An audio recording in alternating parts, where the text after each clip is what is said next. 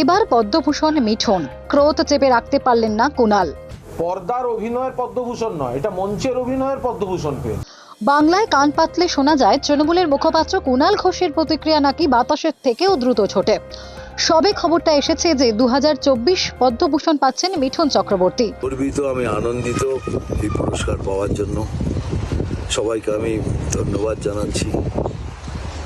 আমি জীবনে কখনো নিজের জন্য কারো কাছ থেকে কিছু চাইনি, আর কিছু না চেয়ে পাওয়ার যে আনন্দ, আজকে সেটা উপলব্ধি করছি। মিঠুন এখন বাঙালির অভিনেতা, স্বাভাবিক কারণেই আমাদের খুশি হওয়ার কথা, কিন্তু তিনি যে এখন তৃণমূল ছেড়ে পদ্ম শিবিরে, ব্যাস রকেট গতিতে প্রতিক্রিয়া দিলেন তৃণমূল মুখপাত্র কুণাল ঘোষ।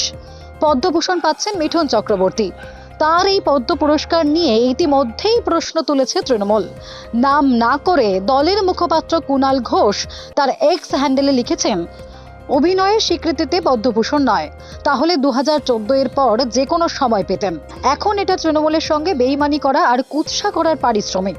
দলবদল করে কৃতজ্ঞতার মোড়ক খুলে ভাড়া করা নোটাঙ্কির পুরস্কার, একেই বলে কুণাল ঘোষ। স্বাভাবিক কারণেই কুণালের মন্তব্যে ক্ষুব্ধ বিজেপি। এরই পাল্টা কুণালকে খোঁচা দেন বিজেপির রাজ্য সভাপতি সুকান্ত মজুমদার।